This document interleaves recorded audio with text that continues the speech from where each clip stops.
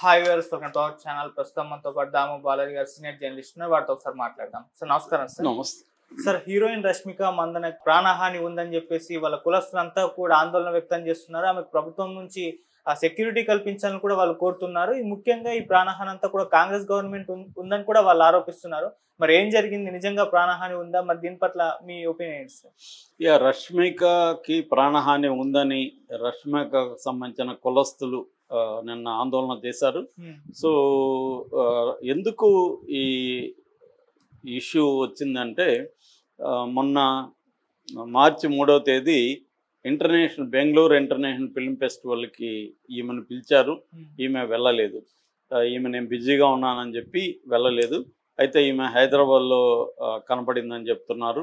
So బిజీగా లేదు, ఏమీ లేదు, కావాలని ఈమెకి కర్ణాటక కల్చర్ మీద, కర్ణాటక మీద ఇంట్రెస్ట్ లేదు అన్న విమర్శలు వచ్చాయి. దాంతో అక్కడ కాంగ్రెస్ ఎమ్మెల్యే రవికుమార్ గౌడ గనిగ అనే ఒక ఎమ్మెల్యే ఈమెకి నేను లెసన్ నేర్పించాలి, వీళ్ళకి గుణపాఠం నేర్పించాలి అన్నట్టుగా చాలా తీవ్రంగా కామెంట్లు చేశారు. అట్లాగే శివకుమార్ కూడా కామెంట్లు చేశారని చెప్తున్నారు. సో ఇది ఎప్పుడైతే ఈమెకి గుణపాఠాలు నేర్పించాలని వచ్చిందో, దాంతో కన్నడ రక్షణ వేదిక, కరవే అంటారు దాన్ని, అంటే కర్ణాటకలో కన్నడ భాషను, కన్నడ సంస్కృతిని రక్షించాలి, ఇవి థ్రెట్కు గురవుతున్నాయని కొన్ని సంఘాలు పనిచేస్తున్నాయి. అందులో ప్రధానమైన వాటిల్లో కరవే ఒకటి, కన్నడ రక్షణ వేదిక ఒకటి. వాళ్ళు కూడా ఈమెను గట్టిగానే విమర్శించారు.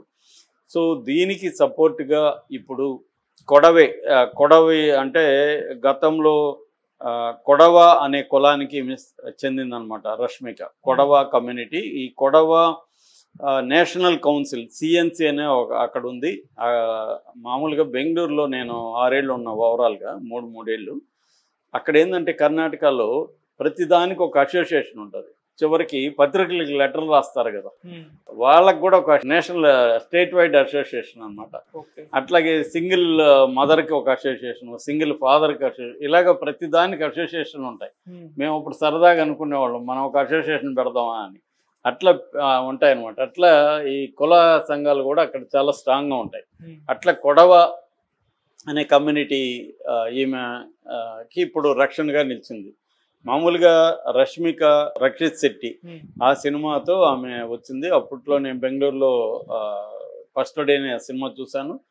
అప్పట్లోనే ఈమెకు మంచి పేరు వచ్చింది. ఫస్ట్ సినిమాతోనే బ్రహ్మాండమైన, నిజానికి దాంట్లో 2 హీరోయిన్లు, ఈమె ఒక హీరోయిన్, కానీ ఈమెకు మంచి పేరు వచ్చింది దాంట్లో. ఆ తర్వాత ఆమెకి ఛాన్సులు వచ్చింది. ఆ తర్వాత ఆమె తెలుగులో బాగా షైన్ అయింది.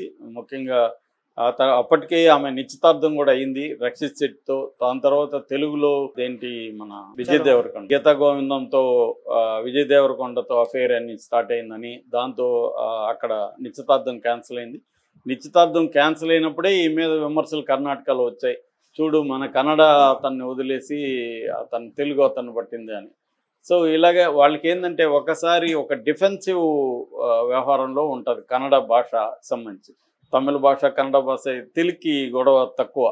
తెలుగు భాషను పరిరక్షించాలని ఈ మధ్య మాట్లాడుతున్నారు, కానీ అంత గట్టిగా ఏమి ఉండదు ఇక్కడ. ఎందుకంటే ఆ మాట్లాడే వాళ్ళు కూడా వాళ్ళ పిల్లల్ని ఎవరిని తెలుగు మీడియంలో చదివించరు. అందువల్ల అది గట్టిగా అడుగుతారు అందరూ, నీ పిల్లలు ఎక్కడ చదువుతున్నారని అడుగుతారు. నిజానికి బెంగళూరు కూడా అదే పరిస్థితి. బెంగళూరులో నాన్ కన్నడ పాపులేషన్ ఎక్కువ ఉంటుంది, నాన్ కన్నడ లాంగ్వేజెస్ మాట్లాడే వాళ్ళు ఎక్కువ ఉంటారు. రెండోది వాళ్ళు కన్నడ వాళ్ళు పాపం చాలా లిబరల్గా ఉంటారు. వాళ్ళు మనం తెలుగు కష్టపడి కన్నడ మాట్లాడితే కూడా మనకు తెలుగు అని అర్థమైపోతే వాళ్ళే తెలుగులో మాట్లాడతారు. సో ఇంకా హిందీ వీళ్ళంతా అదే ఉంటుంది. కాకపోతే వాళ్ళు అప్పుడప్పుడు నొచ్చుకుని కొంత ఉద్యమాలు చేస్తుంటారు, బోర్డులన్నీ కన్నడలో ఉండాలి ఇట్లాంటివి. మనకి ఎక్కడ వీధిలో కూడా కన్నడ యువకుల సంఘ అని కనిపిస్తూ ఉంటాయి. ఇక్కడ తెలుగు యువకుల సంఘం అనే బోర్డు ఎక్కడ కనబడదు. అక్కడ కల్చర్ ఎక్కువ ఉంటుంది.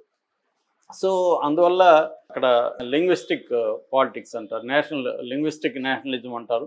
అటువంటి ఒక లింగ్విస్టిక్ నేషనలిజం అనేది కర్ణాటకలో కొంత బలంగా ఉంటుంది. సో నేపథ్యంలో మనం అర్థం చేసుకుంటే ఈ అమ్మాయి విషయంలో, ఈ అమ్మాయి ఏంటంటే కొంత మనకి సమంత తర్వాత కొంత వివాదాస్పదమైన కామెంట్లు చేయడం కొంత రష్మికలో మనకు కనబడుతుంది. అంటే బోల్డ్గా మాట్లాడడం, బోల్డ్గా యాక్ట్ చేయడం, దాని గురించి ఓపెన్గానే మాట్లాడడం, ఇవన్నీ పోస్టులు పెట్టడం, సోషల్ మీడియాలో యాక్టివ్గా ఉండడం, ఇవన్నీ రష్మికలో మనకు కనబడతాయి. సో అలాగా పుష్ప 1 and 2లో కానీ, తర్వాత యానిమల్లో కానీ బోల్డ్గా, ముఖ్యంగా పుష్ప 2లో, తర్వాత అదే ఫీలింగ్స్ పార్ట్లో కానీ, యానిమల్ అయితే ఇంకా బోల్డ్గా యాక్ట్ చేయడం, వీటన్నిటిలో ఈమెకి కన్నడ వాళ్ళ నుంచి కూడా విమర్శలు వచ్చాయి. ఆ తర్వాత 2022లో కాంతారా రిలీజ్ అయినప్పుడు కర్ణాటక బెంగళూరు ఎయిర్పోర్ట్లో ఈమెను కాంతారా చూసారా మీరు అని అడిగితే నేను చూడలేదని చెప్పి అది హర్ట్ అయిపోయారు వాళ్ళు. కాంతారా చూడకుండా ఏం చేస్తున్నాను అన్నట్టుగా. సో మళ్ళీ ఆమె పోస్ట్ పెట్టింది, కాంతారా చూశాను గొప్పగా ఉందని కూడా మళ్ళీ పోస్ట్ పెట్టింది. ఆ తర్వాత నాది హైదరాబాద్ నా హోమ్గా ఫీల్ అవుతానని చెప్పింది. అంటే కర్ణాటక నీకు హోమ్ కాదా అని మళ్ళీ వాళ్ళు అక్కడ స్టార్ట్ చేశారు.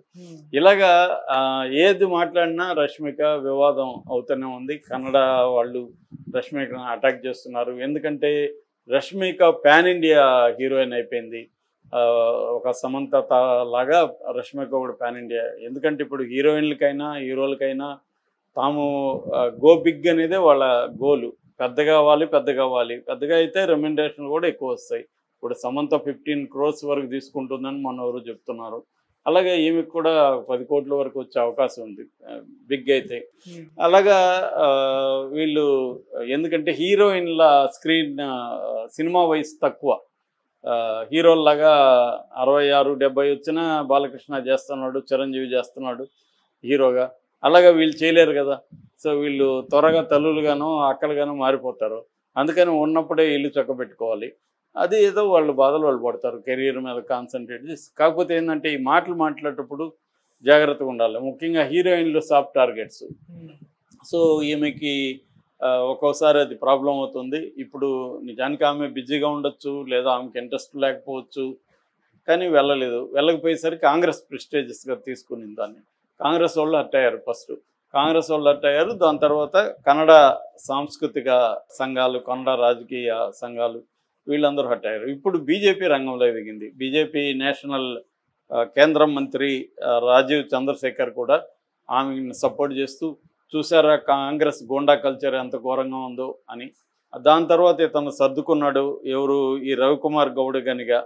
నేను ఆమెకు చెప్పింది ఫిజికల్గా గుణపాఠం నేర్పించాలని కాదు, ఆమెకి మేనర్స్ నేర్పించాలి, గ్రాటిట్యూడ్ అంటే ఏంటో నేర్పించాలి, లైఫ్ లెసన్స్ నేర్పించాలన్నాను, కానీ ఆమెనేదో ఫిజికల్గా కాదు అని.